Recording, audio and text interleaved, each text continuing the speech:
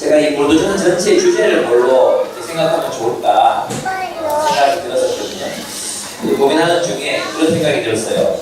이 볼도전서는 사실 이제 바울이 볼도 교회에게 그들 안에 있는 세상과 대결하라는 그런 주장들로 가득 차 있습니다. 그래서 저는 이제 오늘 마지막 볼도전서 마지막 설교의 제목을 교회 대결을 하는 공동체라는 제목으로 여러분에게 말씀을 나누려고 합니다. 사실 이제 기독교인의 진 면목은 대결하는 사람이라는 게 있습니다. 그리스도인들의 진 면목은 기존 세상의 질서에 순응하지 않고 그 세상 질서에 저항하고 심지어는 대단한 그 대결을 벌였다는 게 있습니다. 그리스도인은 결코 이 세상에 순응할 수 없습니다. 왜냐하면 이 세상은 하나님의 통치를 떠나 타락했기 때문입니다. 그리고 어떻게 이 세상 질서에 순종할 수 있겠습니까? 그래서 보면 이제 출애굽기에서부터 계속해서 나오는 이야기들이 무엇입니까? 출애굽기의 산파들, 이 이야기는 바로의 폭력적인 질서, 폭력적인 질서를 거부하고 하나님의 뜻을 따랐던 그런 이야기로 이제 시작이 되죠. 또 모세도 그랬습니다. 뿐만 아니라 선지자들은 우상이 지배하는 세상에 저항했습니다. 예수 그리스도는 공중권세 잡은 자에게 복종하기를 거부하고 하나님의 말씀을 따랐습니다. 그것을 시작으로 공생애는 시작이 됐습니다. 또 예수님은 왜 십자가에 달려 돌아가셨습니까? 기존 예루살렘을 지배하던 그 지배 질서에 순응하지 않으시고 그것에 대해서 저항하셨기 때문이었습니다. 그래서 가만히 이렇게 그리스도인들의 삶, 성경에 나타나 있는 그리스도인의 삶을 이렇게 지켜보면은 그들은 항상 세상과 대결하는 자로 살았던 것을 볼 수 있습니다. 그러면 이제 여러분 대결 그러니까 어떤 권투 같은 게 생각나요. 권투 요즘에는 또 UFC 뭐 이런 격투 이런 게 생각나지 않습니까? 대결을 벌이면 누군가가 지는 사람이 있고 굴욕당하는 사람이 생기잖아요. 그래서 이제 대결은 보통 상대방을 패배시키고 굴복시키는 그런 양상으로 이제 나타납니다. 그런데 여기에 그리스도인의 대결이 다른 점이 있습니다. 그리스도인의 저항과 대결은 새로운 것을 창조해 준다는데 그 목적이 있다는 것입니다. 보통 대결은 파괴하는 데 목적이 있습니다. 정의된 상대방을 파괴하고 무찌르고 누르고 하는데 이제 목적이 있죠.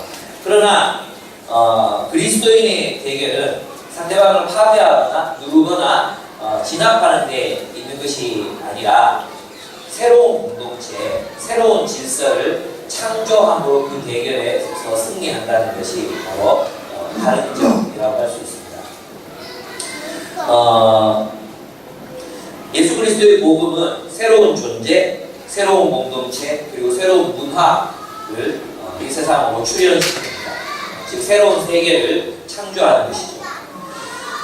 그러니까 가만히 들여다보면 이제 그리스도인의 이 복음은, 이 대결은 바로 교회됨을 위한 투쟁이라고 볼 수 있습니다.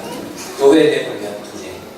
하나님이 세우신 그 공동체가 지속적으로 끊임없이 하나님의 나라가 되도록 끊임없이 대결하고 교회가 맞닥뜨리고 교회 안으로 스며들어 그 세상과 함께 대결을 벌이고 싸워가서 결국 하나님 나라의 공동체를 이루는 것, 그것이 진정한 대결의 국면이라고 할 수 있다는 것이죠.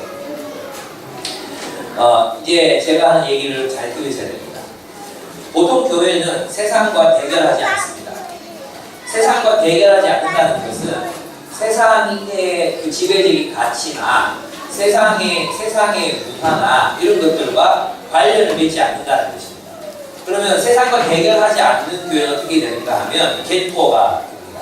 개토가 돼서 세상을 위한 대안을 제시할 수가 없는, 그러니까 그들만의 천국, 그들만의 리그를 이루는 것입니다. 그래서 세상에서 세월호에서 아이들이 빠져 죽든 말든 쿠데타가 일어나든 말든 세계 난민들이 그렇게 수많은 난민들이 양산되는 이런 상황 속에서도 그냥 자기들만 이제 행복하면 되는 거죠. 이것이 세상과 대결하지 않는 공동체의 특징입니다.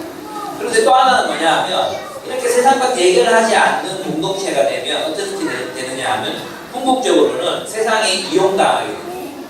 세상에 이용당하고 또 세상의 지배를 당하게 되는 그런 교회가 됩니다.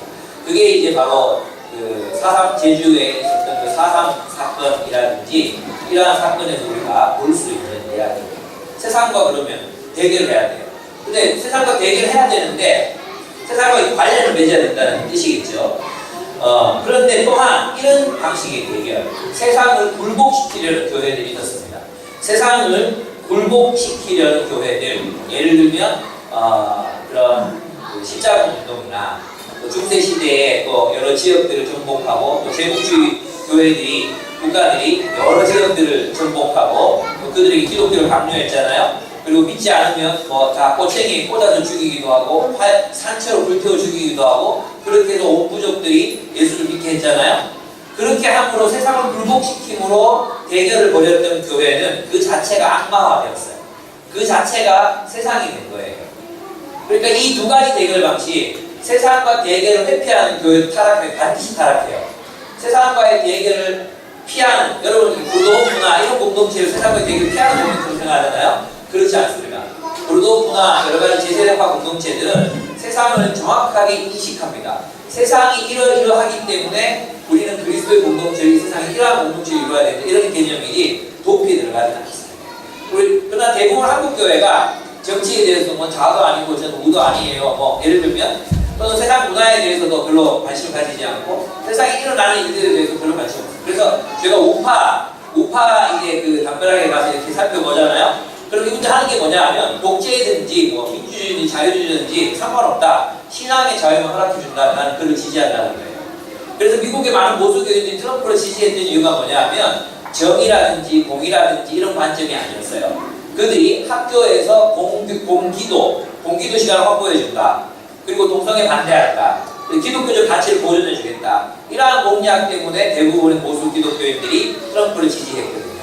이게 바로 세상에 대해서 눈 감은 세상과의 대결을 회피하는 교회의 모습이라는 것입니다. 그러나 또 세상과 대결하겠다고 세상을 불복시키는 교회가 있습니다. 그죠? 정치 권력을 이용해서 기독교적 가치를 온 세상에 주입하려는 거죠. 그런 교회도 반드시 타락하게 되어 있습니다. 그러면 우리는 어떤 방식으로 세상과 대결하는가? 바로 고린도전서가 그것을 보여준다고 생각해요. 세상과 대결하며 정말 진정한 기독교는 그렇습니다. 세상과 대결하며 그 자신을 하나님 나라로 세워가는 교회, 그리고 그러한 교회들을 온 세상에 세우는 세상과의 대결 관계 속에서 자신의 모습을 우리는 이러한 세상 속에서 이러한 하나님 나라가 되어야 한다는 의식 속에서 그러한 교회를 세상 속에 세워가는 교회들은 바로 세상의 대안이 될 수 있습니다. 존 조드가 말했던 것처럼 그러한 교회는 근원적 혁명을 일으키는 그런 교회가 될 수 있습니다. 지난번에 한번 말씀드리면서 그런 얘기 있었잖아요. 소금이 짜지 않으면 그 맛을 그걸 어떻게 세상을 만나게 하느냐, 버를 뿌려야 겠잖아요. 그러니까 짠 맛의 그런 정체성을 가진 그런 교회 공동체가 반드시 세상의 대안이 되기 위해서는 필요하다는 것입니다. 너희는 세상의 빛이라. 이 빛은 세상을 인식하고 있습니다. 너희는 세상의 소금이라. 너희는 세상의 소금, 세상을 위한 소금이라. 이 소금은 세상을 인식하고 있어야 한다는 거예요. 세상을 인식하지 않는 소금, 세상을 인식하지 않는 빛, 이것은 아무 소용없는 것이라는 거예요. 그래서 바울은 이제 고린도전서 이렇게 가만히 들여다보면은 바울은 교회가 당대의 세상과의 대결에서 승리하기를 바랬습니다. 세상과의 대결에서 승리하고 새로운 세상을 출현시키기를 바랐던 것입니다.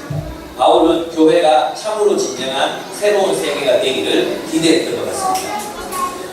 우리가 이제 고린도 교회를 보면서 이제 많은 비판을 하잖아요. 근데 고린도 교회에게 감사해야 될 게 한 가지가 있어요.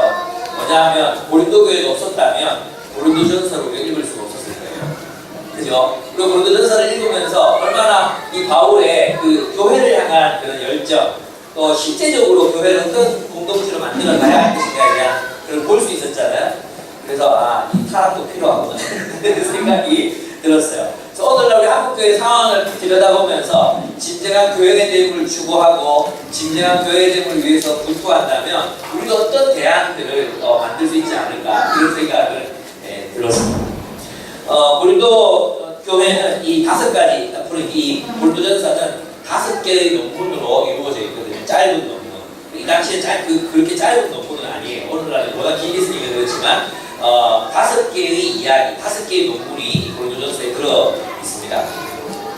모두가 다 대결을 이야기하고 있습니다. 첫째는 뭐냐 하면 1장에서 4장에서 보이는 것처럼 세상의 지혜와 그리고 그리스도의 지혜가 대결하는 것입니다.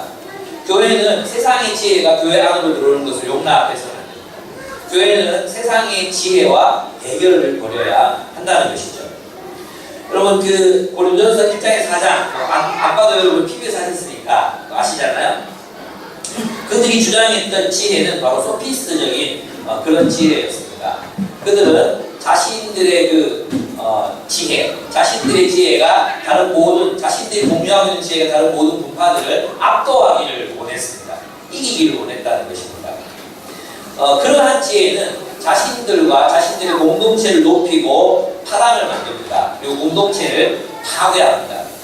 바로 그런 소피스트 지혜가 바로 고린도 교회로 들어왔어요. 근데 성경을 몰라서가 아니에요. 나는 바울파다, 나는 아볼로파다, 나는 베드로파다. 그들이 가지고 있는 신학은 베드로적인 것이었고 바울적인 것이었고 아볼로적인 것이었어요. 심지어 그리스도적인 것이었어요. 그런데 그들이 가진 그 지혜를 가지고 그 지식을 가지고 무엇을 했습니까? 자신을 높이고 남을 낮추는, 자신을 일으키고 남을 무너뜨리는 그러한 도구로 사용하고 있었던 것입니다. 그래서 많은 사람들이 그래서 이제 이런 모습들을 사실은 책을 많이 읽고 성경을 많이 연구한 그리스도인들에게서 교회 지도자들이 이제 보죠. 그래서 어떻게 말합니까? 성경 많이 공부하고 책 많이 읽고 교회 많이 읽다고. 결국 그런 사람들도 교회를 떠나기도 하고 교회 분란을 일으키기도 하고 했던 거죠. 교회를 섬기고 가난한 자와 약자를 돌보는, 그리고 정말 낮아진 십자가의 지혜로 그 지혜가 나타나는 게 아니라 자기를 높이고 자기 옳음을 주장하고 남들을 낮추는 그런 형태로 이 지혜가 발휘되면 공동체는 깨지고 마는 것입니다. 결국 그들은 신앙을 잃어버려요. 제가 이제 페이스북에서 뭐 이렇게 뭐 보수 이런 얘기 막 하고 나니까 한 IBF 고삼학번 한 친구가 메시지를 저한테 보내왔어요. 목사님 요즘 변하신 것 같다고. 목사님 요즘 변하신 것 같다고. 목사님의 말씀에는 사회적인 정의는 있지만 하나님의 정의가 없는 것 같다고. 하나님의 관계대보고 말씀하시지 않는 것 같다고. 내가 너무 빡쳐가지고 시가 내 설교를 듣고 얘기하는 거다. 그래서 제가 이제 한 3일 동안 너무 화가 나가지고 답을 안 하다가 이게 그리스도의 자세가 아니다. 그래서 이제 또 답을 썼어요. 나는 하나님과의 관계 회복을 벗어난 하나님의 정의를 말한 적이 없다. 첫째. 이렇게 막 쭉 썼거든요. 어쨌든 제 나를 답변을 썼는데 답장이 왔어요. 답장이 뭐냐 하면 자기 동기들 중에 이제 정의, 하나님 나라 이런 거 막 강조하다가 결국은 교회를 떠나고 신앙을 버리는 애들이 많다는 거예요. 그래서 혹시 목사님이 그럴까봐 너무 걱정이 된다는 거예요. 그런 걱정 왜 해 나한테? 그 마음이 이해가 되는 거예요. 바로 그러한 많은 이들이 하나님 나라를 말하고 하나님의 정의를 말하고 공의로운 삶을 이야기했지만 결국은 뭐였어요? 그것은 공동체를 세우고 어린 자들을 돌보고 그렇게 십자가의 지혜에 나타난 게 아니라 자기를 높이고 자기를 드러내고 자기 옳음을 주장하는 데서 나타났기 때문에 그럴 수밖에 없는 것이었어요. 바로 바울이 그 지혜를 이제 꿰뚫고 비판하고 있는 것입니다. 여러분 십자가의 지혜, 그래서 사도 바울은 우리들에게 그런 소피스트적 세상적 지혜를 가지라고 말하는 것이 아닙니다. 그 세상적 지혜에 맞서라고 이야기하고 있습니다. 그리고 무엇을 소유해야 합니까? 십자가의 지혜를 소유하라는 것입니다. 그 십자가의 지혜야말로 2장 7절을 보면 오직 은밀한 가운데, 저는 이제 오늘은 개혁개정을 쓰겠습니다. 왜냐하면 제가 이 책으로 거의 이제 많이 읽었기 때문에 익숙해서 16장 전체로 왔다 갔다 하기에는 새 책으로 좀 어렵더라고요. 그래서 지는 3번째 타락해놓고 하고 여기까지 마치고 오늘만 이걸로 읽을 테니까 이해해 주시면 좋겠습니다. 여기 본문에 보면은 2장 7절 보면 오직 은밀한 가운데 하나님의 지혜를 말하는 것으로서 또 감추었던 것인데 하나님이 우리의 영광을 위하여 만세전에 미리 정하신 것이라. 그랬죠. 하나님의 지혜는 우리를 영광스럽게 합니다. 다시 말해서 하나님의 지혜는 우리의 존재를 우리의 존재답게 피어나게 해준다는 것입니다. 이 영광이 뭐라고 아시죠? 꽃이 활짝 피어났을 때 그 꽃의 영광, 사자가 정말 발길을 막 이렇게 사자 나올 때 그 영광, 사람은 하나님의 형상으로서 하나님의 형상을 회복할 때 그 영광이 드러나는 거거든요. 그 영광을 오로지 무엇을 줄 수 있습니까? 하나님의 지혜, 성령의 지혜, 십자가의 지혜만이 우리를 영광스럽게 한다는 거예요. 그렇다면 하나님의 놀라운 그 지혜가 나타난 곳이 어디였습니까? 바로 십자가였잖아요. 하나님의 영광이 가장 영광스럽게 나타난 장소가 어디였습니까? 바로 십자가예요.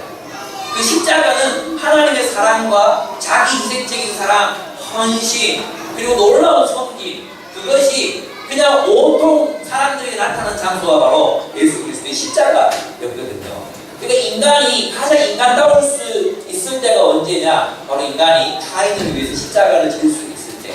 그래서 어머니가 위대한 거예요. 어머니의 모습이 아름다운 이유가 뭐냐 하면 한 존재, 어린 아이들을 위해서 자신의 전 존재를 드리잖아요. 여러분들 매일매일 지금 십자가를 지고 살아가고 계시잖아요. 그죠? 바로 그 삶이 영광이라는 거예요. 영광. 여러분 마음속 다 영광 안 드리고 싶다는 생각 들죠? 여러분은 지금 십자가의 지혜를 배우고 계시는 중이십니다. 그래서 보면은 이렇게 말하는, 그리고 두 번째 2장 10절에 보면은 이 십자가의 지혜, 이것을 하나님의 뜻을 깨닫게 합니다. 2장 10절, 오직 하나님 성령으로 이것을 우리에게 보이사 성령의 모든 것, 곧 하나님이 깊은 것까지 통달하시느니라. 사람의 일을 사람의 속이는 영 외에는 누가 알리요? 이와 같이 하나님의 일과 하나님의 영 외에는 아무도 알지 못하느니라. 이렇게 말씀하셨어요. 성령이 주시는 그 지혜가 십자가의 지혜거든요. 그래서 성령의 지혜, 십자가의 지혜, 하나님의 지혜, 이거 똑같은 건데 그것은 무엇을 말합니까? 하나님의 뜻을 깨닫게 합니다. 우리 인생을 향한 하나님의 뜻, 그리고 어떻게 살아가야 할지 그것을 깨닫게 합니다. 그뿐만 아닙니다. 12절에 보면은 하나님께서 우리에게 은혜로 주신 것들을 알게 합니다. 이 세상을 누리며 즐기며 살 수 있도록 진정한 인생의 즐거움이 무엇인지, 진정한 인생의 기쁨이 무엇인지를 알게 해주는 것이 바로 하나님의 지혜라는 것입니다. 하나님의 지혜는 그래서 근본적으로 우리의 프레임을 바꾸어서 세상에 하나님이 주신 그 놀라운 것들을 볼 수 있도록 만들어주는 것이 바로 하나님의 지혜라는 것이죠. 그래서 결국은 이 지혜는, 이 십자가의 지혜 결국 무엇을 출현시키느냐 하면 하나님의 나라를 세상 속으로 출현시킵니다. 아까 세상의 지혜는 어땠습니까? 세상 나라를 세상으로 출현시키거든요. 그 세상 나라는 계급화되어 있고 차별적이고 그리고 또각과 착취가 있는 그런 지혜예요. 세상의 지혜를 많이 가진 사람이 뭐합니까? 지배하잖아요. 지배. 세상의 지혜를 많이 가진 사람이 지배하거든요. 그러나 십자가의 지혜는 지배하는 것이 아니라 공동체를 하나님의 나라로 세웁니다. 십자가의 십자가는 이 세상에 하나님의 사랑의 통치가 있는, 하나님의 통치가 실현된 공동체를 세상 속으로 출현시킵니다. 그래서 이제 이 지혜를 말하면서 사실 사도 바울은 예레미야서 9장 23절 24절 인용하고 있다고 그랬죠. 예레미야서 9장 23절 24절 제가 읽어보겠습니다. 나 주가 말한다.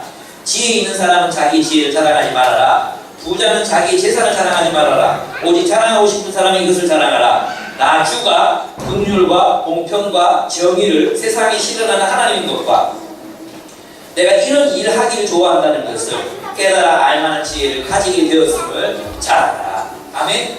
하나님은 어떤 분이십니까? 세상에 긍휼과 정의와 공평을 세상에 베푸시는 분. 누구를 통해 베푸십니까? 하나님의 나라, 이스라엘, 하나님의 백성들과 함께 이것을 베푸시는 분이 바로 하나님이시거든요. 그러니까 그 하나님의 지혜를 우리가 소유하게 될 때 이 세상에는 세상과 대결하는 새로운 공동체가 출현하는 것입니다. 그것은 세상의 지혜가 아닌 십자가의 지혜로 세워지는 그런 새로운 공동체가 세상 속으로 출현한다는 거예요. 그래서 우리는 이거 싸워야 돼요. 우리가 교회가 세상의 지혜로 움직여지고 세상의 지혜로 분열되고 분파가 일어나고 파당이 일어나고 이것과 싸워야 된다는 거예요. 우리의 대결은 그런 의미에서 교회 됨을 위한 대결이라고 할 수 있습니다. 그래서 이제 그러면 이게 이해가 되는 거예요. 1장에서 4장 하나의 논문이거든요. 3장 12절에서 15절을 한번 보겠습니다. 여러분 지금 마치 처음 듣는 것처럼 그런 느낌으로 들으시면 안 됩니다. 12절 보면 12절. 만일 누구든지 금이나 은이나 보석이나 나무나 풀이나 짚으로 이 터 위에 세우면 각 사람의 공적이 나타날 터인데 그날의 공적을 밝히니 이는 불로 나타내고 그 불이 각 사람의 공적이었다는 것을 시험할 것입니다. 만일 누구든지 그 위에 세운 공적이 그대로 있으면 상을 받고 누구든지 공적이 불타면 해를 받으리니 그러나 자신은 구원을 얻되 불 가운데 받은 것 같으니라. 너희는 너희가 하나님의 성전인 것과 하나님의 성령이 너희 안에 계신 것을 알지 못하느냐? 누구든지 하나님의 성전을 더럽히면 하나님이 그 사람을 멸하시리라. 하나님의 성전은 거룩하니 너희도 그러하니라. 이렇게 얘기해요. 무슨 말입니까? 이 땅으로 하나님의 지혜는 무엇을 만든다는 거예요? 하나님의 지혜는 공동체를 세상을 출현시킨다 그랬잖아요. 그러니까 너희는 너희의 공동체를 사도들의 터 위에 세우는 이 공동체를 불타지 않는 것들, 나무나 지피나 헝겊이나 이런 것들로 공동체를 세우지 말고 영원히 불타지 않는 것, 그게 뭡니까? 하나님의 진리, 하나님의 지혜, 그 지혜로 공동체를 세워라. 다시 말해 세상적인 지혜, 그 세상적인 지혜, 마케팅, 경영학, 심리학 또는 뭐 수많은 그런 것들로 교회를 세우려 애쓰지 마라. 그거 다 불타버릴 것이다, 심판날에. 그러나 하나님의 진리, 하나님의 말씀, 하나님의 지혜로, 십자가의 지혜로 세워지는 공동체는 결코 멸망되지 않는다. 세상이 어떻게 변하는지 그 공동체는 끝까지 영롱한 보석 같은 빛을 비추며 찬란히 그 빛을 발할 것이다. 그리고 사람들을 자기에게로 이끌어서 하나님께로 인도할 것이다. 이것이 바로 바울이 바라봤던 것입니다. 그래서 여러분, 우리는 우리의 공동체를 무엇으로 일으키고 있고 무엇으로 세우고 있는지를 항상 돌아보아야 합니다. 우리의 공동체를 타지 않는 것들로 세워야 합니다. 그죠? 그것이 무엇입니까? PBS입니다. 여러분, 말씀으로 여러분의 공동체가 세워져야 합니다. 인간적인 매력, 또 사람들이 좋아서 모여서 먹고 노는 게 좋아서 이런 것들로 뭉쳐진 공동체는 금방 깨지고 맙니다. 예, 인간의 매력은 한계가 있습니다. 결혼을 하셨으니까 알잖아요. 그죠? 결혼을 알아가면 알아갈수록 우리가 발견하게 되는 게 뭡니까? 서로 안에 있는 죄악을 발견합니다. 안 그렇습니까? 매력도 발견하지만 살아가면 살아갈수록 와, 참 이 여자도 천사인 줄 알았는데 천사가 아니구나. 이 속에 이렇게 선하게 생긴 요 속에 이런 악마가 들어있다니, 이런 걸 발견하는 거고, 내 자신 안에도 내가 이만큼 나쁜 놈인지 몰랐다, 이런 걸 발견하잖아요. 우리 공동체가 그런 거예요. 그죠? 그래서 여러분 처음 좋은 사람들 많네요. 깊이 들어가 보세요. 부부 생활하면 똑같아요. 여러분 남편, 여러분 아내 같은 사람들이 전부 다. 예, 더 못하면 못하지 더 잘난 사람은 없어요. 알면 알수록 우리는 서로에 대해서 실망할 수밖에 없고 상처받을 수밖에 없고, 그죠? 나가 떨어질 수밖에 없는 공동체예요. 이런 공동체를 무엇으로 세우겠습니까? 인간적인 매력, 뭐 함께하는 시간, 이런 걸로 세우는 게 아니라 진리의 말씀. 그 진리의 말씀이 있을 때 그 진리의 말씀 따라서 아, 오늘도 내가 잘못했구나, 내가 회개하지, 내가 사과할게, 내가 미안해, 이게 가능한 거예요. 그죠? 그래서 용서가 일어나고 화해가 일어나고 회복이 일어나서 영원히 존재하는 공동체로, 영원히 영롱한 공동체로 남을 수 있는 것입니다. 그래서 말씀이 우리를 지배해야 한다는 것입니다. 바울은 이런 지혜로 살았어요. 그래서 그는 무엇을 말하느냐 하면 4장에서 이렇게 말하는 거예요. 나는 세상 질서 속에 속하지 않았다, 이 얘기를 하는 거예요. 나는 세상 질서 속에 속하지 않았다. 나는 하나님 나라의 질서 속에 속했다. 이걸 역설적으로 표현하는 게 어떤 표현이냐 하면 이제 4장입니다. 4장 9절부터 나옵니다. 여러분, 제가 오늘 쭉 이렇게 얘기해 주는 거 있잖아요. 잘 들어놓으시면 정말 많이 유익이 있을 겁니다. 4장 9절부터 보면, 내가 생각하건대 하나님이 사도인 우리를 죽이기로 작정된 자같이 끄트머리에 두셨으며, 이 끄트머리가 뭐라 그랬습니까? 치유의 법권자들이, 치유의 법권. 이 사람들은 전쟁 포로거든요. 이 사람들은 누구나 죽여도 되는 사람이에요. 근데 여러분, 제가 한번 얘기했잖아요. 누구나 죽여도 되는 호모사케르 같은 사람들, 이런 사람 치유의 법권 지역이기 때문에 뭐가 가능하다 했어요? 새로운 질서를 창조해낼 수 있어요. 새로운 질서를. 그래서 여러분, 그걸 루터가 어떤 재판을 받았냐 하면, 루터를 아무나 죽여도 좋다는 이제 판결을 받거든요. 근데 그 루터로부터 뭐가 생겨납니까? 개혁교회가 일어나잖아요. 개혁교회가. 사도 바울이 나는 이 세상 질서 속에서는 세상 끄트머리에 있는, 세상 질서에 속하지 않은 하나님 나라에 속한 자로 자기를 얘기하는 거예요. 너희가 보면 나는 세상의 포로 같은 존재다. 너희가 세상의 관점으로 보면, 세상의 관점으로 보면 나는 골뱅이다, 나는 거지다, 나는 전쟁 포로다 하는 거예요.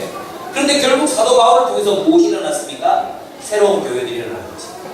새로운 공동체가 일어났습니다. 그리고 그 공동체가 로마를 집어삼킵니다. 그 치외복권 지역에 있었던 루터가 온 독일과 유럽 사회를 변화시킵니다. 여러분, 이 사도 바울이 역설적으로 자기를 소개하는 것을 여러분이 잘 보셔야 합니다. 천사와 사람들이 구형거리가 되었다. 10절에 보십시오. 우리는 그리스도 때문에 어리석으나. 세상의 관점으로 보면 어리석은 사람처럼 보이는 거예요. 아, 이거 저 등신 같은 거, 저 바보 같은 거, 저런 식으로 산다. 이렇게 보이는 거예요. 또 보십시오. 너희는 그리스도 안에서 지혜롭고, 너희는 참 지혜롭다. 그럼 우리는 약하나 너희는 강하고, 너희는 존귀하나 우리는 비천하며, 바로 이 시각까지 우리가 줄이고 목마르며 헐벗고 매맞으며 정처가 없고 또 수고하여 친히 손으로 일을 하며 모욕을 당하며 축복하고 박해를 받은 즉 참고 비방을 받은 권면하니 우리가 지금까지 세상에 더러운 것들과 마음물에 찌꺼기 같이 되었도다. 이게 무슨 의미이겠습니까? 여러분, 이것은 저희 사도 바울이 그 십자가의 지혜로 자기가 살아가고 있음을, 십자가의 질서 속에서 살아가고 있음을 말하는, 역설적으로 말하는 것입니다. 나는 내가 이렇게 살아서 너희를 풍요롭게 하고 있다. 우리는 이렇게 십자가를 지는 삶으로 너희를 구원으로 인도하고 너희를 풍요로운 삶으로 인도하고 있다는 것을 역설적으로 말하는 것입니다. 나는 이러한 삶을 통해 새로운 질서를 창조해내고 있다. 이 이야기인 것입니다. 그러니까 여러분, 우리가 배워야 될 질서는 누군가를 통제하고 지배하고 내 마음대로 부리고 나의 유익을 위해 사람들 써먹고 버리고 이러한 지혜, 그것은 세상의 지혜. 십자가의 지혜는 어떻습니까? 스스로를 종으로 여기고 다른 사람을 행복하게 만들어주고 타인들을 풍성한 삶으로 인도하는, 타인을 구원의 길로 인도하는, 그래서 심지어 자기는 정처 없이 메마르고 헐벗고 굶주리고 이러한 삶을, 또 메마른 삶을 살지라도 다른 이들을 풍요롭게 함으로 자기의 인생이 풍요로워지는 삶, 남을 행복하게 함으로 자신을 행복에 두는 삶, 내가 복음에 참여하려 합니다. 내가 이렇게 고난을 받으면서 복음을 전하는 이유는 내가 그 복음에 참여하려 합니다. 이렇게 바울이 얘기했습니다. 이번에 우리 행복이라는 책을 읽었잖아요. 그 책에서 안 읽은 분들이 굉장히 많으시죠. 네, 여러분 표정 보니까 책 사셨어요. 안 읽었죠? 꼭 읽어보십시오. 오늘 비판할 부분들도 좀 있습니다. 그럼 내가 거기에서 동의하는 부분은 뭐냐 하면 우리가 좁은 길을 걸어갈 때 행복이 있다는 것입니다. 그 좁은 길은 타인을 사랑하는 길이라는 거예요. 타인을 사랑하기 위해 갈등하고 타인을 사랑하기 위해 힘들고 고난받고 이러한 거라는 거죠. 그 삶이 결국 우리를 행복으로 인도한다는 것입니다. 바울은 그러한 삶을 선택했습니다.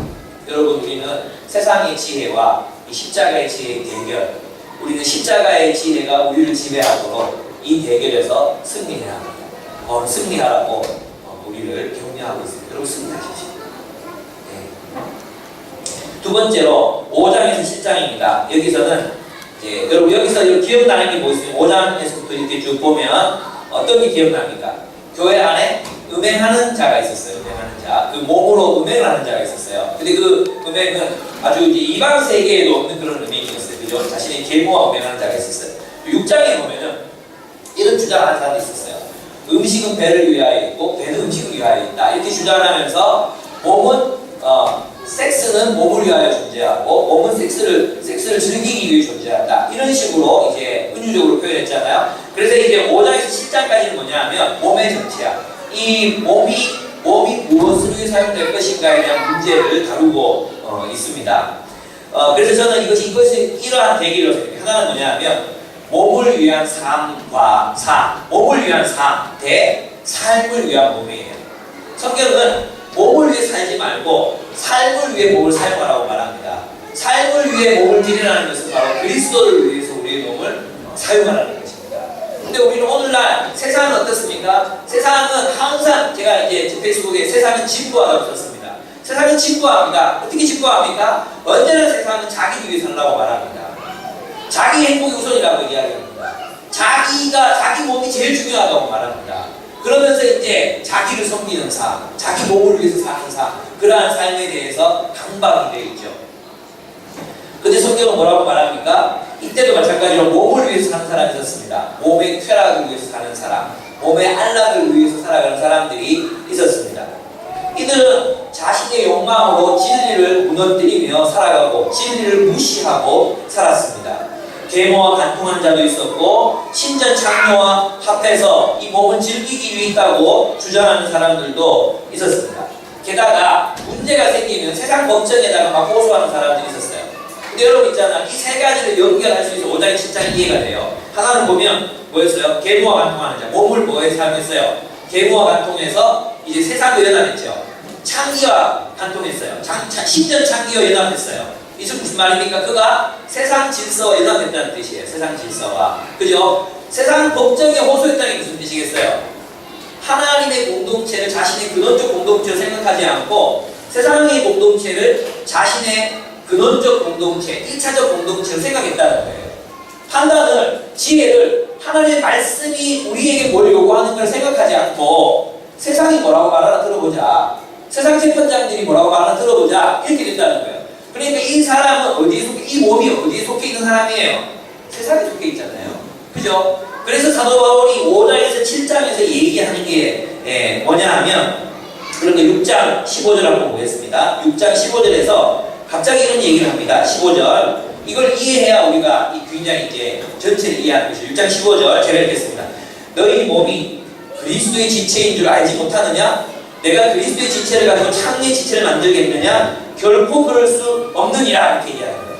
여러분, 그리스도의 몸이라는 표현은 제국이라는 표현, 이 제국에 대한 대안이라고 했죠. 하나님의 나라를 신약적인 바울적인 용어로 풀면 그리스도의 몸이 되는 거예요. 그러니까 여러분 이런 거예요. 고린도 교인들이 있었는데 이들이 몸은 교회에 와 있어요. 몸은 교회에 와 있지만 실제로 그들의 몸이 속한 것은 어디였다는 것입니까? 세상 제국이었다는 거예요. 세상 제국의 가치관, 세상 제국이 말하는 것들, 몸을 위해서 살아라. 너의 몸을 위해서 살아라. 너의 쾌락을 위해서 살아라. 몸은 쾌락 위에 있는 것이다. 그리고 너의 문제가 생기면 세상 법정에다가 호소해라. 교회가 너의 문제에 도움이 될 수 없다. 그렇게 세상과 연합되어 있는 사람들에게 이제 너희는 그리스도의 지체인 줄 알지 못하는 거야. 너희는 그리스도의 몸이라는 거야. 그리스도의 세계다. 그리스도의 공동체다. 그리스도의 새로운 세상 속으로 너희는 들어왔다는 거예요. 그러니까 너희는 이제 더 이상 세상과 결합하거나 세상과 연합하려 하지 말라는 거예요. 그래서 갑자기 뜬금없이 그리스도의 지체에 대한 얘기하는 것이에요. 그리스도의 지체. 지체라는 말은 우리가 한 몸이요, 한 사회요, 한 공동체임을 의미하는 거예요. 그러면 문제가 생기면 이제 어디에 해결해야 돼요? 교회 안에서 해결해야 되는 거예요. 교회 지혜론자들에게 물어봐야 되는 거죠. 이 문제는 하나님 뜻대로 어떻게 봐야 됩니까? 또 우리 성관계도 마찬가지로 세상과 연합하는 게 아니라 아내와 연합함으로 그리스도의 몸으로 몸답게 우리의 몸을 성결하게 지켜야 되는 거죠. 그죠? 세상의 윤리, 세상에서 허용되는 윤리를 세상 교회로 가지고 와서 세상은 되는데 왜 여기는 안 되냐고 말할 수 없는 것입니다. 우리는 이제 왜냐하면 그리스도께서 머리가 되시는 몸을 살아가야 하는 사람들이 되었기 때문이라는 것입니다. 그래서 보면은 이제 이렇게 얘기하는 거예요. 뒤에도 가보면 이제 이게 이렇게 이해가 되는 거예요. 결혼에 대해서 얘기하거든요. 결혼, 그 다음에 은사에 대해, 결혼에 대해서 얘기하고 부르심에 대해서 얘기해요. 결혼해야 됩니까? 세상적인 관점에서 보면 결혼 필수적이죠. 꼭 결혼해야 돼요. 근데 바울은 뭐라고 말합니까? 주를 위하여 결혼하지 않아도 된다는 거예요. 주를 위한다면 결혼하지 않아도 돼. 자유인이 되는 게 그리스도에서 덕이 되지 않을까요? 노예로 사는 것보다 자유인, 가난한 것보다 좀 부자로 사는 게 하나님 게 덕이 되지 않을까요? 제가 부자가 돼야 되지 않을까요? 이런 사람들에게 얘기하는 거예요. 세상 질서 속에 여전히 자신들을 뭘로 평가하고 있어요? 세상의 기준, 세상의 표준들로 결혼해야만 하고 부자가 되어야만 하고 자유인이 되어야만 한다고 느끼는 그런 사람들에게 그렇지 않다는 것입니다.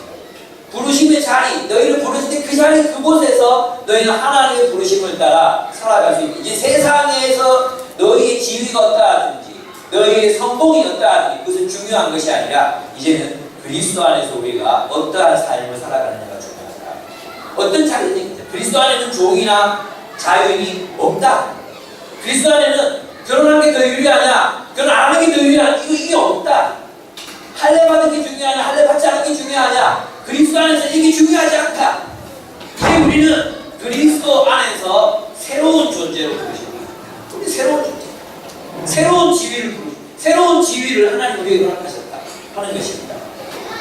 그래서 그 새로운 지위는 무엇으로 주어지는 것입니까? 바로 부르심으로 주어진다는 것. 그게 뭡니까? 그 부르심의 자리에서 사람들을 사랑하며 살아가는 삶, 주를 위해서 살아가는 삶, 그 삶으로 이제 우리는 우리 자신을 평가할 수 있다는 것입니다. 그래서 오늘날 많은 청년들이 자신을 실패자로 규정하거나 패배자로 규정하거나 능력 없거나 또는 직장에서 일을 하지 않거나 그러면 마치 무능력한 사람으로 평가하고 자신이 아무것도 아닌 것처럼 평가한다는 것은 우리의 몸이 세상에 속해 있다는 것을 의미한다는 것입니다. 세 번째, 그렇습니다. 그래서 우리는 그리스도의 몸이 되어야 합니다. 그리스도의 새로운 사회에 완전히 들어와야 합니다. 그리스도의 나라 속으로 들어와야 합니다. 그게 회개하는 천국이 가까이 왔느니라 그리스도의 통치를 받들어야 합니다. 그리고 그분이 통치하시는 세계 속에서 그분의 부르심을 따라 살아가야 하는 것입니다. 여러분, 세상적인 지위, 돈, 경제적인 능력 이런 것들로 이제는 우리의 그 자존감이 올라갔다가 내려갔다가 이런 게 이제는 있을 수 없는 일이거든요. 교회 안에서. 그렇습니다. 세 번째, 8장에서 10장 이제 봅니다. 8장에서 10장 빨리 가고 있죠. 여기서 나타난 게 뭐였죠? 우상에 바친 재물 먹어도 됩니까? 이런 얘기였죠. 우상에게 바친 재물을 먹어도 됩니까? 이런 주제였습니다. 어떻게 보면은 이게 술 마셔도 됩니까? 이런 얘기하고 통하는 것 같지만 가만히 들여다보면 여기에는 또 다른 얘기들이 있습니다. 여러분, 이 당시 바울이 금지했던 우상 재물을 먹는 것은 시장에서 고기를 사서 집에 가서 가족들과 구워 먹는 거, 그거에 대해서 반대하지 않아요. 그걸 하라는 거예요. 시장에 가가지고 그냥 고기 나왔잖아요. 그러면 이제 사가지고 집에 가서 이제 구워 먹으면 돼요. 그래서 재물 바친 거예요. 안 물어봐도 돼요. 그냥 고기 있어. 얼마예요? 하고 우상에 같이 조용히 하고 가운데 사갖고 와서 먹으면 돼. 그걸 모르면 돼. 근데 얘들은 바울이 반대하고 있는 게 뭐냐면 신전에서 벌어지는 우상 재물을 먹는 거예요. 그죠? 그러면 신전에서 우상 재물을 먹는 것은 무엇을 의미한다고 했어요? 여기에는 오직 누가 들어갈 수 있어요? 귀족들, 돈을 많이 번 사람들, 그리고 뭔가 사업을 따내야 되는 사람들, 이런 사람들, 그리고 아주 세상에서 성공했다는 것을 자축할 때 벌이는 잔치가 바로 우상에게, 바로 당신 그 신 때문에 당신 아스타로 당신 때문에 또는 아데에게 당신 때문에 내가 부자가 됐어요. 그리고 와서 함께 즐깁시다. 그래서 초청장을 보내는 거죠. 그래서 이제 그 자기를 부자로 만들어주고 자기를 성공하게 해준 그 신에게 감사를 드리는 그 우상 제물을 먹는 자리에 그리스도인이 초대받았을 때 한다는 거예요. 왜 가겠어요? 그것을 사도 바울은 가지 말라고 얘기합니다. 먹지 말라고 얘기합니다. 왜 먹지 말라고 이야기합니까? 그것은 뭐냐 하면 그렇게 함으로 그것은 자연스러운 우상 숭배가 되잖아요. 누구 때문에 내가 이렇게 자축년을 벌이는데 거기 가서 식사하십시오. 이거잖아요. 그렇게 하지 말라는, 거기 참여하지 말라는 거죠. 그러니까 이 말은 이런 말입니다. 세상에서의 그 지위와 이런 것들이 이제는 더 이상 세상에서 느꼈던 것처럼 그렇게 큰 비중 두지 말라는 겁니다. 그게 이제 본질적인 겁니다. 우상의 제물을 먹는 행위 이런 것입니다. 뒤에도 이제 나오거든요. 뒤에도 나오는데 뒤에 가보면은 이제 사람들이 와서 성찬을 즐기는데 이제 먼저 와서 먹는 사람도 있었어요. 먼저 와서 막 먹고 막 취했어요. 그죠? 그리고 뒤에 오는 사람이 있었어요. 그러면 누가 먼저 와서 먹었을까요? 이 보통 이제 로마 안식에는 먼저 초청돼서 같이 먼저 밥을 먹는 사람들은 호스트와 같은 계급에 있는 사람이에요. 호스트와 같은 계급에 있는 사람들이 중요한 사람들 자기 옆자리에 앉혀가지고 다 먹는 거예요. 그리고 여기 음식이 남잖아요. 그러면 그제서야 노예들이 먹었어요. 그러니까 초대교회에서 성찬인데 와서 저끼리 먼저 처먹고 막 얼굴 볼게 취해있고 나중에 노예들이 다 봉사하고 와도 먹을 게 없어. 이것은 그들이 어떤 질서를 따라 살았다는 거예요. 이교도들의 질서. 나는 중요하지만 넌 중요하지 않아. 나는 세상에서 돈도 가졌고 권력도 가졌고 지위도 가져서 나는 이렇게 먼저 와서 접대받으면서 밥을 먹을 권리가 있어.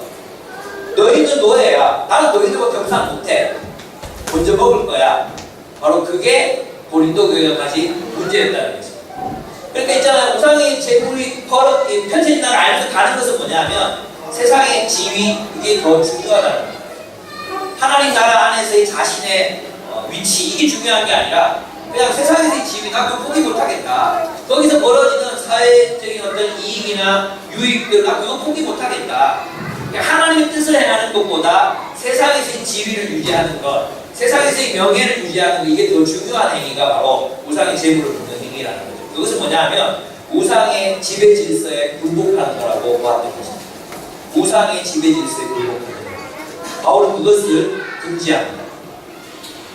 그래서 뭐라고 말하느냐 하면 이게 자유잖아요. 자유. 23절에 보면은 9장 23절 한번 보겠습니다. 9장 23절을 보면은 이렇게 말합니다. 바울은 내가 복음을 위하여 모든 것을 행하면 복음에 참여하고자 함이라. 이렇게 말합니다. 이렇게 강한 자들, 이렇게 말씀드립니다. 강한 자들은, 이때 강한 자는요, 믿음이 강한 자가 아니에요. 고린도전서에서 많이 오해되고 있는 부분인데, 고린도전서에서 강한 자는요, 믿음이 강한 자가 아니에요. 이 강한 자는 사회적으로 강한 자예요. 그 강한 자들이 내가 내 마음대로 내가 원하는 걸 먹겠다는데, 무슨, 뭐가 잘못됐어요? 이게 강한 자의 자유입니다. 강한 자의 자유. 근데 바울은 거기서 뭐라고 말하느냐 하면, 나는 그 강한 자의 자유를 포기한다. 나는 강한 자의 권리, 내가 마땅히 누려야 될 권리를 포기하고 복음을 위해서 내 자유를 사용하겠다고 이야기해요.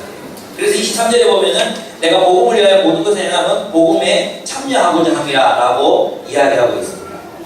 그래서 10장 24절을 한번 또 같이 가보겠습니다. 10장 24절 읽어보면 누구든지 자기의 유익을 구하지 말고 남의 유익을 구하라 이렇게 말합니다. 우상 숭배적 질서, 우상의 제물을 먹는 행위는 결국 무엇입니까?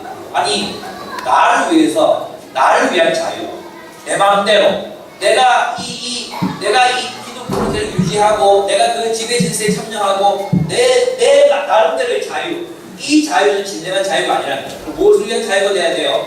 복음 안에서 복음을 위한 자유가 돼야 되잖아요. 복음 안에서 복음을 위한 자유. 그 복음은 무엇을 해방시킵니까? 가진 자들은 탐욕으로부터, 가지 못한 자들은 속방으로부터 해방시키는 것이 복음이잖아요. 그게 희년이고 예수 그리스도도 가지고 오신 복음이었잖아요. 그러면 내가 복음을 위하여 나의 자유를 희생한다는 것은 그 복음의 공동체, 복음의 나라, 하나님의 나라를 이루기 위해서 나는 내가 가진 특권, 내가 가진 권리를 내려놓겠다. 하나님의 나라를 세우기 위해서라면 그 복음을 살고 복음에 참여하고 복음을 위해서라면 나는 세상에서의 나의 모든 특권과 강한 자로서의 권리를 내려놓겠다. 이런 의미가 있습니다. 제 말 이해하고 계십니까? 네. 그래서 여러분 있잖아요. 여기서 단순히 이 우상의 제물을 먹는 문제를 제사 원칙을 먹어도 되느냐 마느냐 이런 문제가 아니에요. 우리가 어디에 속해서 살아가느냐의 문제예요. 우리가 어디에 소속돼서 살아가느냐, 우리의 근원적인 공동체를 어디로 보느냐, 그런 문제라는 거죠. 그래서 사도 바울은 여기에서 그것이 아니라 그리스도 안에서의 삶을 살아가야 될 것에 대해서 이야기하면서 자신의 삶을 얘기합니다. 복음을 위해서 권리를 포기하라고 그렇게 이야기하는 것입니다. 그래서 10장에 보면은 이제 이런 얘기를 합니다. 이 10장에 가보면은 그 모세 얘기를 10장 2절부터 보면 모세 얘기를 하잖아요. 그죠? 이게 굉장히 중요해요. 이게 이제 우상 숭배의 그 본질이거든요. 10장 이렇게 펴놓고 한번 보십시오. 우상 숭배의 본질이 뭡니까? 그들이 뭘 만들었어요? 황금 송아지 만들었잖아요. 그리고 황금 송아지는 무엇을 있고 무엇이 없었어요? 이 황금 송아지는 무엇에 대한 대체물이에요? 성막에 대한 대체물이라고 했죠. 성막에는 계명이 있었어요. 계명. 그 계명이 복음이잖아요. 그 계명이 복음인데 그 계명을 따라 살면 어떤 공동체가 세상에 출현합니까? 자유로운 공동체, 탐욕과 폭력의 질서로부터 자유로운 공동체, 복음의 공동체가 출현하는 거예요. 그걸 다른 말로 하면 사랑의 공동체가 세상으로 출현하는 거거든요. 그러니까 성막을 찍으라고 하셨던 하나님의 마음속에는 이스라엘 백성의 사명이 있었어요. 너희는 세상에서 하나님의 나라가 되라. 하나님의 계명을 따라 서로를 뜨겁게 사랑하는 하나님의 나라가 되라. 이 사명이 있는 거예요. 근데 그들이 만든 건 뭐였어요? 성막 아니고 황금 송아지였잖아요. 그 황금 송아지 뭐가 없어요? 법궤가 없어요. 성막이 없어요. 뭐만 있습니까? 탐욕만 있어요. 그들이 원하는 것만 있어요. 사명은 없어지고 이름만 남은 하나님만 있는 거예요. 이름만 남은 하나님만 있는 거예요. 우리를 이집트에서 구출해낸 신이다. 이름만 남은 하나님. 거기 뭐가 없습니까? 계명이 없는 거예요. 다른 사람에 대한 책임, 사랑해야 될 의무, 다른 사람의 행복을 위해서 살아가야 될 삶의 소명, 그리고 십계명을 따라서 하나님 나라의 공동체를 세워야 될 그런 의무와 책임, 그리고 사명, 이게 없는 거죠. 그래서 황금 송아지는 계명이 없는 기독교, 사명이 없는 기독교, 사랑 없는 기독교, 공동체 없는 기독교를 이야기하는 것입니다. 그래서 그들이 어떻게 살아갑니까? 이렇게 살아가는 거예요. 4절에 보면 5절을 보겠습니다. 5절. 그러나 그들의 다수로 하나님 기뻐하지 않으셨으면 그들이 광야에서 멸망을 받으리라. 이렇게 되어 있습니다. 또 7절 보시죠. 그들과 어떤 사람들 가지 너희 우상 숭배하는 자가 되지 말라. 기록된 바 백성이 앉아서 먹고 마시고 일어나서 뛰논다 한 것 같으니까. 앉아서 먹고 마시고 일어나서 뛰노는 게 뭐예요? 통음나무를 통음나무. 이방 이교도들이 이방 신전에서 막 이렇게 자기 마음대로 막 아무나 붙잡고 성관계 하는 것처럼 통음나무하는 일을 이스라엘 백성들이 뭐만 남았어요? 탐욕만 남은 거예요. 탐욕만 남은 종교. 그죠? 이게 바로 우상숭배의 본질이라는 것이죠. 그래서 여기 이것과 대결하라는 거예요. 이것과 대결하려면 우리는 뭘 살아야 돼요? 약자들을 돕아야 된다. 이것과 대결하는 것이 뭐냐? 강자가 자기 자유를 구사하는 사는 게 아니라 약자를 돌보라는 거예요. 너희 가운데 약자들, 강한 자들은 우상에 같은 고기 굴던 거 자기 마음대로 먹고 난 자유하다 이럴 수 있지만 1년에 한 번 가서 고기도 못 먹는 친구들 있어요. 그죠? 그리고 또 그런 약자들, 그리고 어떻게 하면 나의 그 행위로 사람들이 실족하고 또 마음의 상처를 받고 이럴 수 있는 사람들. 여전히 나는 교회에서도 노예구나. 교회에서도 나는 가난한 사람이구나. 교회에서 나는 실패한 사람이구나. 교회도 똑같아. 그렇게 하면 안 되잖아요. 그죠? 그래서 성경 뭐라 복음에 참여하고 내가 복음을 위하여 복음에 참여한 자가 되게 하려 함이라. 그 말이 무슨 말이냐면 그 공동체가 복음의 공동체가 되기를 바울이 기대하고 소망하고 있다는 것입니다. 그 대결해야 돼. 교회가 세상처럼 되는 거 대결해야 돼. 그게 뭐예요? 약자를 보고 약자를 위한 공동체로. 다섯 번째. 그래서 바울은 이제 요것만 정리하면 바울은 자신의 자유로 타인을 섬기는 자유. 10장 24절이 이제 핵심입니다. 10장 24절. 누구든지 자기의 유익을 구하지 말고 남의 유익을 구하라. 남의 유익을 구하라. 이게 복음이라는 거죠. 복음. 자기 유익이 아니라 남의 유익을 위해서 사는 사람, 다른 사람의 행복을 위해서 사는 사람, 그것이 바로 복음이라는 거죠. 그렇게 복음을 위해 살 때 우리도 복음에 참여하는 자가 된다, 이런 의미입니다. 그래서 33절 다시 한번 읽어보면, 10장 33절 다시 한번 읽어보면 다와 같이 모든 일에 모든 사람을 기쁘게 하여 자신의 유익을 구하지 아니하고 많은 사람의 유익을 구하여 또 구원을 받게 하라. 이것이 바로 바울이 기대했던 우상숭배에 대적하는 공동체의 모습이었어요. 그래서 이제 우상숭배적인 삶은 세상에서의 계급, 차별, 그리고 이 모든 그 삶을 교회 안으로 갖고 들어오는 거예요. 교회 안으로. 근데 그것과 대결을 벌인다는 것은 교회는 이제 약자를 돌보는 공동체로서 필사의 노력을 다한다는 것입니다. 힘든 사람, 경제적으로 어려운 사람, 약자들, 이런 사람들에 대해서 관심을 갖고 기도하고 돌보고 이런 일을 위해서 필사의 노력을 기울인다면 자기 유익이 아니라 그게 바로 세상과 대결한다는 의미입니다. 그 다음에 네 번째로 11장에서 14장에 나타납니다. 11장 14장은 또 하나의 논문인데 이것은 자아숭배적 삶과 또 사랑을 위한 삶의 대결입니다. 우리 세상은 항상 자아를 숭배하라고 말합니다. 그래서 여기 본문에 보면은 이것도 있잖아요. 기독교인이 되고 나서 기독교인이 아닌 사람들이 아니에요. 이미 기독교인인 사람들이에요. 이미 기독교인인 사람들인데 몇 가지 부류의 종류의 사람들이 나타납니다. 첫 번째 종류는 머리를 풀어헤친 여자들이에요. 머리를 풀어헤친 여자들. 이 여자들은 이제 계시가 임했어요. 그럼 머리 수건수건 질서 있게 말하면 되는데 그렇게 안 하면 풀어헤죠. 이것도 신전에서 그 접신한 사람들처럼 막 정신없이 막 떠들어 되는 것입니다. 이런 종류의 사람이 있었습니다. 이 사람의 동기는 무엇일까요? 자기 과시입니다. 자기 과시. 그리고 모든 질서와 권리를 무시하고, 그죠? 그리고 이 자기 과시입니다. 두 번째로 어떤 사람들이 있었습니까? 성찬에서 먼저 먹는 자들이 있었습니다. 그러니까 뭐 세상에서 당연히 주인하고 같이 밥 먹으니까 당연히 먹고 늦게 온 사람 배려 안 하는 거죠. 약자들을 배려하지 않는 그런 사람. 이 사람의 특징이 뭡니까? 자기 만족입니다. 자기밖에 모릅니다. 공동체 새로운 질서 속으로 들어왔다는 것을 깨닫지 않는 사람들입니다. 세 번째 어떤 사람이 있었습니까? 방언을 떠드는 사람이 있었습니다. 방언. 이 방언을 무엇을 위한 도구로 사용했습니까? 자기 과시적 도구로 사용했어요. 자기 과시적 도구. 그러니까 여러분 여기 가만히 들여다보면은 세상에서 벌어지는 일이 아니에요. 기독교 용어가 아닌 것도 아니에요. 성찬, 방언, 예언 전부 기독교인데 근데 어떤 방식으로? 세상적인 방식으로 예배를 드리고 있었다는 세상적인 방식. 그래서 이제 사도 바울이 뭐라고 말하냐 하면 우리는 그리스도의 몸이라고 얘기하고 있어요. 그리스도의 몸. 우리는 지체다. 우리는 하나다. 그리고 우리 모두는 하나님의 은사를 받은 성물들이다.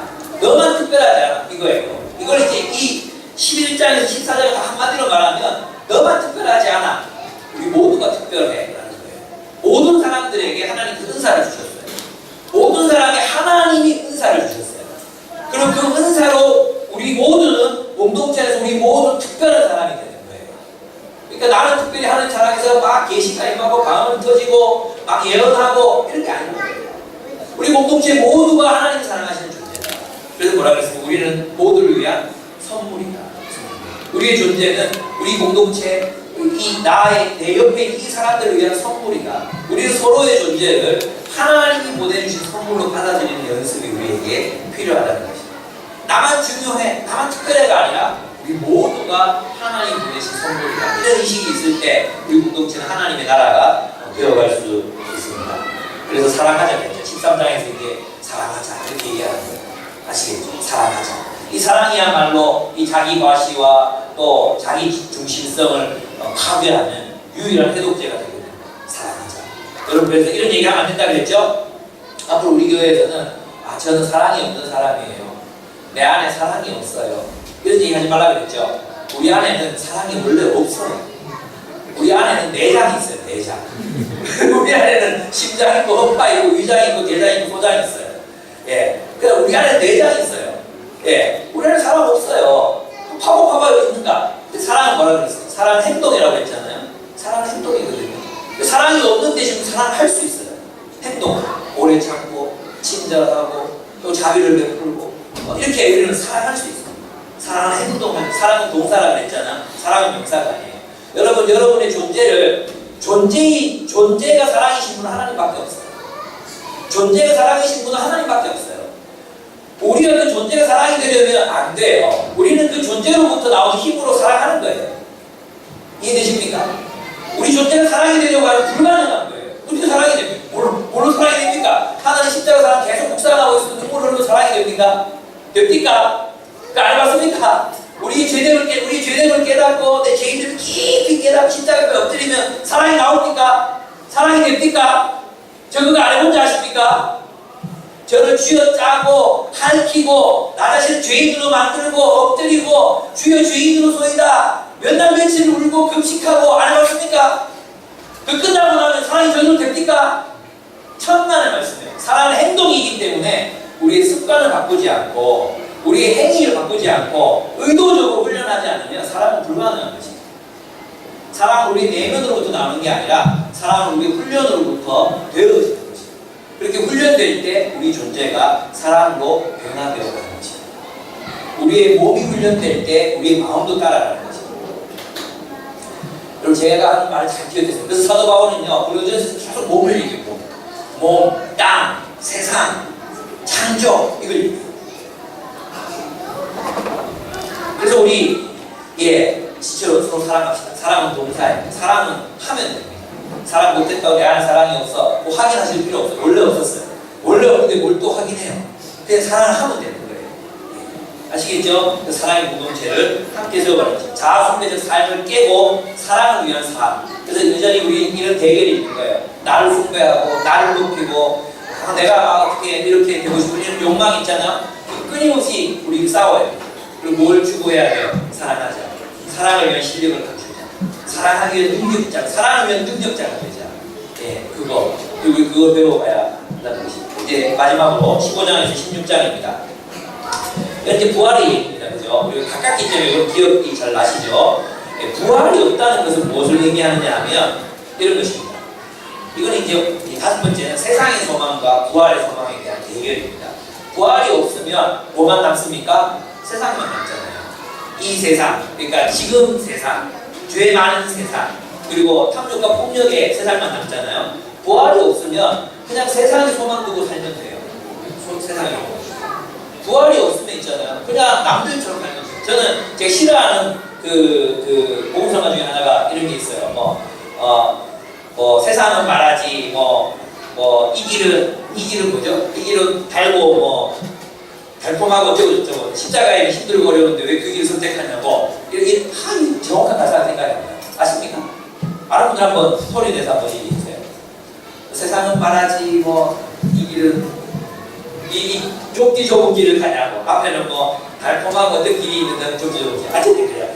우리가 착각하는 게 뭐냐 하면 세상의 길은 되게 달콤하고 넓고 편하고 고생이 없는 길이라고 생각해요. 여러분 그렇습니까? 정말로 그렇습니까? 여러분 착각을 깨세요. 세상의 길은 절대 달콤하고 넓고 편안하고 행복하지 않습니다. 그럼 왜 이혼합니까? 왜 이혼합니까? 왜 더 좋은 차 사려고? 만족이 없으니까 자꾸 그러잖아. 만족이 없으니까. 세상의 길이 달콤하다고요? 치열합니다. 여러분 정치판 보십시오. 얼마나 치열합니까? 고통스럽게 무섭고 얼마나 마음먹고 합시다. 세상의 길 만만하지 않습니까? 정말로 힘듭니다. 거기 살아남는 거 얼마나 힘든 일인지 아십니까? 어렵습니다. 근데 우리는 착각해요. 세상의 길로 가면 되게 편하게 살 수 있는데 괜히 예수 믿어가지고 인생 좋아졌다고 생각해요. 반대입니다, 여러분. 반대입니다. 왜 복음이라고 부릅니까?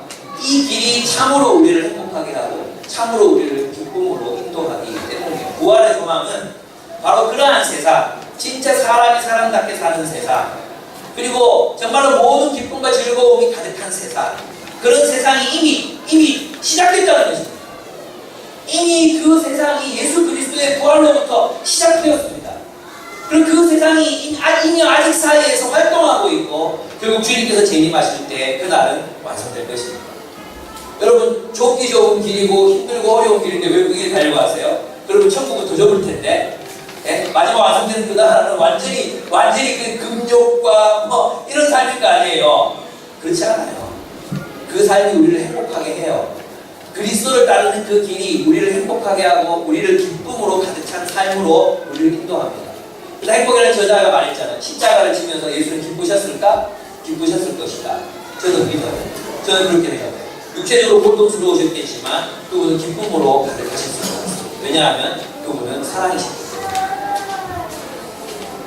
그래서 뭐라고 말합니까? 부활의 소망은 하나님이 지금도 통치하고 계시고 하나님의 뜻이 실현되고 있고 그리고 그 하나님의 뜻이 이루어지는 그 공동체 속에서 우리는 기쁨과 즐거움을 누릴 수 있다는 것을 이야기해 주는 것입니다. 여러분 부활은 놀랍게도요 이 세상을 긍정해요. 3일 만에 부활하사 그랬잖아요. 여러분 기독교는요 세상을 부정하는 종교가 아닙니다. 부활은요 이 세상을 회복시키겠다는 하나님의 의지입니다. 그리고 이 세상은 정의롭고 동의로운 세상 그리고 아름다운 세상을 다시 회복시키시겠다는 하나님의 의지의 표현이에요. 그게 부활이거든요. 그러니까 여러분 예수님의 부활을 믿는 우리 그리스도인들이 이 세상을 긍정하는 사람이에요. 그래서 여러분 플라스틱 줄여야 됩니다. 이 하나님이 창조하신 세상인데 플라스틱 막 쓰면 안 돼요. 플라스틱 개수 좀 줄이셔야 돼요.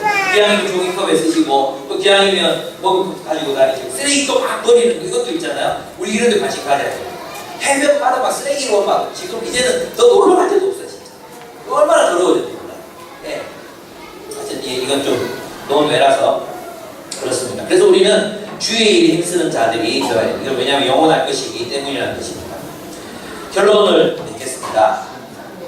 결국 기독교인의 삶은 무엇입니까? 대결의 삶입니다. 대결. 우리가 세상과 대결하는 공동체가 될 때 우리는 세상에 대한 대안을 이룰 수 있습니다. 그래서 우리는 세상을 거부하거나 또 세상을 정복하려고 하면 안 됩니다. 우리는 이 세상과 맞서 싸우며 하나님이 원하시는 하나님 나라의 공동체를 세상 속으로 출현시키고 세워가야 한다는 것입니다. 이것만이 가능합니다. 우리가 이 찬란한 빛을 바라고 여기서 배운 삶, 이 공동체를 통해서 배운 정의와 공의, 사랑하는 법 이러한 것들을 가지고 세상으로 나가서 세상에서 하나님의 나라를 증언하며 살아야 합니다. 하나님의 나라를 이런 것이라고 말하고 살고 선포하며 살아야 한다는 것입니다. 여러분 세상과의 대결에서 승리하신 여러분이 되시기를 축복합니다. 이기십시오. 그 대결에서 승리하십시오. 함께 기도하겠습니다. 제가 오늘 여러분을 축복하고 마치도록 하겠습니다. 하나님